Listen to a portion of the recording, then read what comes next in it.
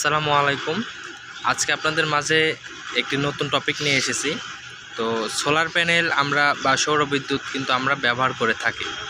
তো সৌর বিদ্যুৎ বা সোলার প্যানেল যেটাই বলি না কেন, এই যে এটা হচ্ছে সোলার প্যানেল, এটার উপর দেখুন প্রচণ্ড ময়লা। তো আমি হাত দিয়েছি, দেখুন হাতের সাথে কিন্তু অনেক ময়লা উঠে আসছে, যদিও আমার হাতটা একটু একটু ভেজা।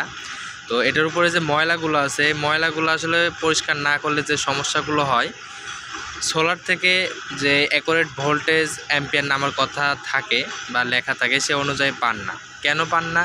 আপনারা একটু খেয়াল করবেন যে এটার উপর প্রচণ্ড পরিমাণ ধুলো বালি এগুলো কিন্তু লেগে আছে। তো এটা লেগে থাকার কারণে আপনারা কিন্তু যে রোদের পাওয়ারটা যখন কম উঠতেছে, মানে রোদটা কম উঠতেছে, তখন কিন্তু আপনারা ভোল্টেজটা একটু বেশিই কম পাচ্ছেন। আবার ফুল রোদ উঠলেও কিন্তু আপনারা ফুল অ্যাম্পিয়ার এবং ভোল্টেজটা পাচ্ছেন না। তো সেই ক্ষেত্রে আপনাদেরকে যে কাজটি করতে হবে, প্রতি 1 মাস পর পর বা 1 মাসে 2 বার 15 দিন পর পর আপনারা কিন্তু এই প্যানেলগুলো শুকনো ন্যাকড়া বা ভেজা ন্যাকড়া যেটাই হোক না কেন, জাস্ট উপরে গ্লাসটা যেন পরিষ্কার থাকে সেই সিস্টেমটা করতে হবে। তো আমরা জানি যে এটা পানিতে ধুলেও নষ্ট হবে না। এটা যে সেলগুলো দেখতে পাচ্ছেন, এটা যে ময়লাগুলো, আসলে এটা কিন্তু প্রচণ্ড ময়লা হয়ে গেছে। তো এটা আমাদের লাগানো ছিল ছাদে, জাস্ট আমরা এটা কিন্তু নিয়েছি, পেরে নিয়ে আসছি, কারণ এটা আমরা পরিষ্কার করব এবং আপনাদেরকে দেখাবো যে কীভাবে পরিষ্কার করতে হয়। তো এটা পরিষ্কার করে দিলে আমাদের অ্যাম্পিয়ার ভোল্টেজগুলো অ্যাকুরেটভাবে আসবে। অনেক সময় আছে অ্যাম্পিয়ার ভোল্টেজ ঠিকমতো আসে না। তো সেক্ষেত্রে এটার উপরে যে রাস্তাঘাটে বা যেখানেই হোক না বাসা বাড়ি, তো সেক্ষেত্রে কিন্তু অনেক সময় আছে যে ময়লাগুলো ধুলাবালি উড়ে সেই ধুলাবালিগুলো এসে কিন্তু আমাদের সোলার প্যানেলের উপর আটকে যায়, কিন্তু এটা পড়তে চায় না। তো সেক্ষেত্রে আমাদেরকে পানি দিয়ে ধুইতে হবে, তাহলে সম্পূর্ণ পরিষ্কার এবং ময়লা যেগুলো আটকে আছে এগুলো কিন্তু আমরা পরিষ্কার করে নিতে পারবো খুব সহজে। এটা রোদ বৃষ্টিতে যেহেতু নষ্ট হয় না, তো সেই ক্ষেত্রে অবশ্যই আমরা পানিতে ধুইতেই পারি, এটা কোনো সমস্যা হবে না। অনেকে মনে করবে শুকনো নেকড়া দিয়ে মুছতে হবে, না, আপনি নেকড়া দিয়েও মুছতে পারেন অথবা আপনার সাবান শ্যাম্পু ব্যবহার করতে পারেন। তো আরেকটি সোলার প্যানেল আছে, এটা হচ্ছে পলি রহিমা প্রোজের, এবং এটা হচ্ছে পলি, দুইটাই হচ্ছে পলি। এবং ওই পাশেটা ফাটা সোলার, তারপর আউটপুট ভোল্টেজটা ভালোই বের হয়। তো এটা সাপোর্টের জন্য দেওয়া হয়েছে, কিছুটা সাপোর্ট করবে ভোল্টেজে চার্জিং করার জন্য। তো এটা কিন্তু আমরা এখন পরিষ্কার করবো পানি দিয়ে। তো আমরা এখানে পানি নিয়েছি, তো এই পানি দিয়ে কিন্তু এখন আমি নিজেই এটা পরিষ্কার করব।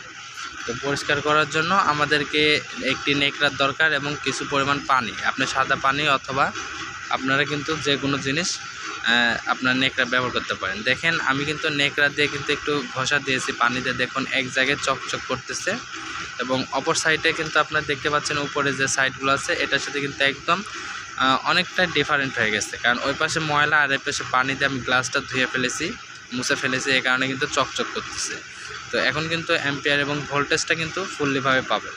যখন ময়লাগুলো থাকে তখন রৌদ্রকে আসলে এটা অনেকটাই বাধাগ্রস্ত করে, এই কারণে কিন্তু রোদের যে তাপ ভোল্টেজ হয় অতিরিক্ত হলেও তখন আর কাজ করতে চায় না। এই সোলার প্যানেলগুলো আমি সুন্দরভাবে মুছে ফেলতেছি, ভিডিওতে দেখতে পাচ্ছেন যে আমি তো যে ভয়েস করতেছি। তো এটা কিন্তু আমাদের সম্পূর্ণভাবেই এটা আমাদের আর কি মোছা হচ্ছে, পরিষ্কার করা হচ্ছে। আপনারা প্রতি 15 দিন পর যদি নাও পারেন, 1 মাস বা 2 মাস পর পর আপনারা কিন্তু এটা পরিষ্কার করবেন। অর্থাৎ যত ক্লিন রাখবেন আপনার ব্যাটারিকে তত ভালোভাবে সার্ভিস দিতে থাকবে চার্জিং করার জন্য, এবং আপনার ব্যাকআপটাও ভালো পাবেন। কারণ সোলার প্যানেল শীতের মধ্যে কিন্তু রোদ কম ওঠে, এবং এই ময়লাগুলো যদি জমে থাকে তাহলে কিন্তু এটা অনেকটাই আর কি এটা ভোল্টেজ অ্যাম্পিয়ার দিতে পারে না, আউটপুট হতে পারে না এই প্যানেল থেকে। তো বর্ষাকালেও এরমটা হতে পারে যে বর্ষাকালে আপনাদের অনেক গাছের লতা পাতাতে যে ময়লাগুলো বেঁধে থাকে, এই ময়লার পানি সহ কিন্তু এটার উপরে পড়ে। তারপরে আমাদের যে ঝড় বৃষ্টির দিনে যে পানিগুলো হয়, আসলে এই পানিতেও কিন্তু অনেক সময় দেখবেন যে গাছের লতা পাতা বেঁধে থাকে এটার উপরে। তো এটা কিন্তু আমাদেরকে পরিষ্কার করে নিতে হবে। তো পরিষ্কার করে নেওয়ার জন্য এটাই যে দেখেন আমি কিন্তু পানি দিয়ে নিচ্ছি, হালকা পানি দিচ্ছি, আপনারা কিন্তু একদম পুরোটাই ধুয়ে ফেলতে পারেন। এটা যে পিছনের যে কন্ট্রোল বক্স জংশন বোর্ড যেটা বলা হয়, এটা কিন্তু পানিতে ধোবেন না। তো উপরে সাইডটা জাস্ট ধুয়ে দিলে হবে, নিচের সাইডটা আপনার যে জংশন বোর্ড যেটা থেকে নেগেটিভ এবং পজিটিভ দুইটা তার বের হয়েছে, এখানে আপনারা না ধুলেও চলবে। বা কোনো ময়লা যদি থেকে থাকে তাহলে এমনিতে পরিষ্কার করে দেবেন। তো এটা হচ্ছে ফাটা সোলার। তো এই ফাটা সোলারটাও কিন্তু আমরা দেখেন প্রচণ্ড ময়লা বের হচ্ছে। পরিষ্কার পানি আনছিলাম, দেখেন এটা কিন্তু একদম নোংরা হয়ে গেছে পানি।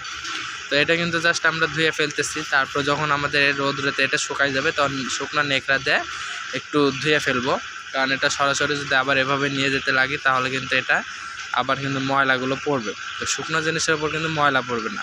তো সেক্ষেত্রে এটা আমি একটু ফাঁকা স্থানে নিয়ে আসছি এটা পরিষ্কার করার জন্য। যে নোংরা পানি দিয়ে কিন্তু আমি ধুয়ে ফেলতেছি। এই নোংরা যে পানিগুলো দেখতে পাচ্ছেন এটা পরিষ্কার পানি দিয়ে আমাদেরকে ধুইতে হবে। তো ধোয়ার পরে আমরা কিন্তু সব ক্লিন হয়ে গেলে পরবর্তীতে যে কাজটি করব, আমরা শুকনো একটি নেকড়া নিয়ে গ্লাসটা আবার একটু মুছে দেবো, তাহলে কিন্তু আমাদের গ্লাসটা পরিষ্কার হয়ে যাবে।